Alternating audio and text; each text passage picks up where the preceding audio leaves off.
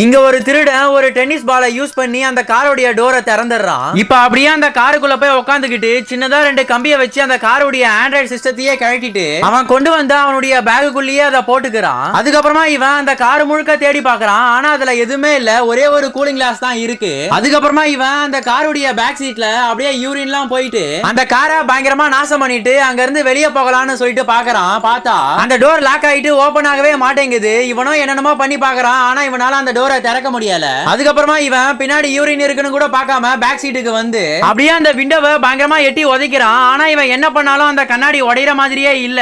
இப்ப இவனும் என்னடா பண்ணலாம்னு சொல்லிட்டு பாத்துட்டு இருக்கும்போது கரெக்டா இவனுக்கு ஒரு ஐடியா ஒண்ணு வருது. அவனை இப்ப என்ன பண்றான்னா அந்த காருடைய டோருக்குள்ள இருக்கிற ஸ்பேனரை எடுத்து அந்த கார் கண்ணாடியா போட்டு பயங்கரமா அடிக்கிறான். ஆனா இவன் இவ்வளவு பண்ணியும் அந்த கண்ணாடியில இருந்து துளி கிராச்சஸ் கூட விழல. கடைசியா இவன் அவனுடைய கன்னை வச்சு அந்த கண்ணாடியை அப்படியே ஷூட் பண்றான். பார்த்தா அந்த புல்லட் அந்த கண்ணாடியில பட்டு அப்படியே இவன் தொடையில வந்து பட்டுருது.